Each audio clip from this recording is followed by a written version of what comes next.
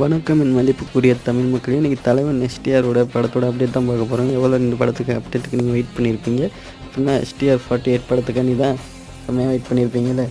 Wait பண்ணியிருப்பீங்கன்னு சொல்கிறத விட வெயிட் பண்ணியிருப்பேன்னு சொல்கிறேன். ஏன்னு பார்த்தீங்கன்னா நானும் எஸ்டிஆர் ஃபேன் தானே. உங்களுக்கான ஒரு செம்ம அப்டேட், உங்களுக்குன்னு சொல்கிறத விட நமக்கான, நானும் தலைவன் ஃபேன் தானே.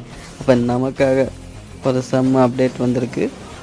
பார்த்திங்கன்னா படத்தோட ஆர்ட் டைரக்டர் எஸ்எஸ் மூர்த்தி அவர்கள் ஒரு இன்டர்வியூவில் சொல்லியிருக்காரு. என்ன சொல்லியிருக்காருன்னு பார்த்தீங்கன்னா, இந்த படம் ஒரு பாகுபலி ரேஞ்சுக்கு இருக்க போதுதான், பாகுபலி படம் மாதிரி.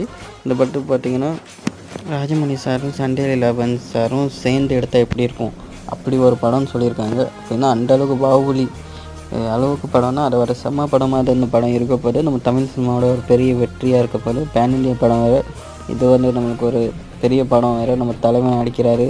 இப்போ நம்ம தலைவன் ராஜா போஷன்லாம் செம்மையாக இருக்க போது. அந்த